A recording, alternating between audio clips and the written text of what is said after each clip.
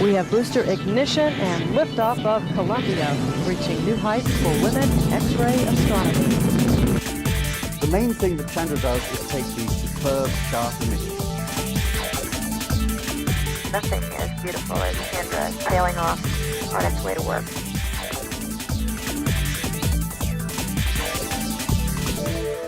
Humanity has long sought to learn about the Milky Way, our home galaxy.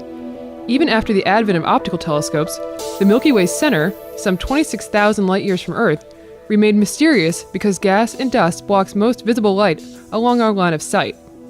Fortunately, X-ray telescopes, like NASA's Chandra X-ray Observatory, can detect higher energy radiation that penetrates this veil of galactic debris. Dr. Frederick K. Baganoff of the Massachusetts Institute of Technology has been using Chandra to study our galactic center for several years.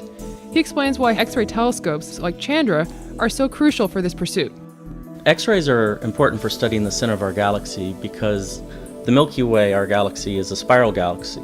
And that means it has this sort of frisbee-shaped disk and then a bulge in the center.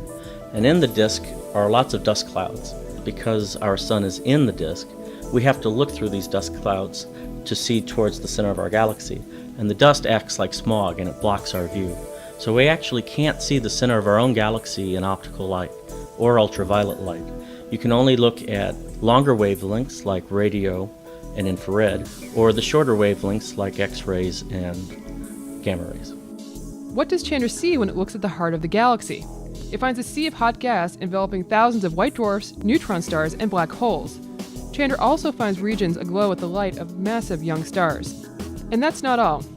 At the very core of the Milky Way lies a supermassive black hole that has a mass of nearly 4 million suns. This black hole is named Sagittarius A star, or Sag A star for short, due to its location in the direction of the constellation of Sagittarius. Sag A star is continually growing as it pulls in gas. Infalling gas is heated to millions of degrees and gives off X-rays, which have been detected by Chandra.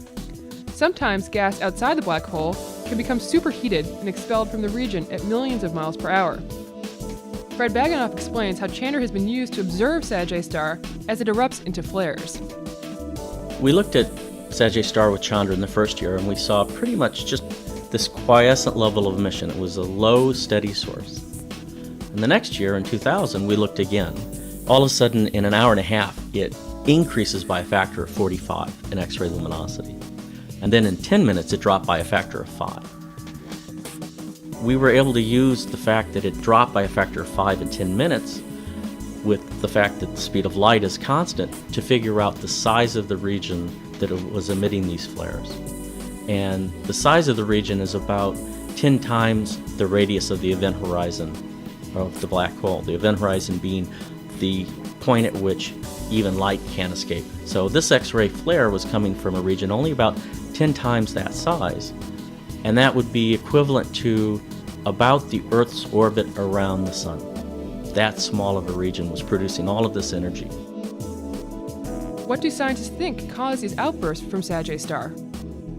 There are two possibilities. One is that a lot of extra mass was suddenly just dumped on to the accretion region. Second hypothesis is that it's more like a solar flare. Solar flares are related to magnetic fields, and so the second possibility is these X-ray flares were produced due to magnetic energy being turned into acceleration of particles. Clearly, there is much to explore and learn about our home galaxy, the Milky Way, and Chandra will continue to be an important tool in that effort. For more information about the Chandra X-ray Observatory, visit our website at chandra.harvard.edu. This was a production of the Chandra X-ray Center, Cambridge, Massachusetts. NASA's Marshall Space Flight Center manages the Chandra program. The Smithsonian Astrophysical Observatory controls science and flight operations from the Chandra X-ray Center.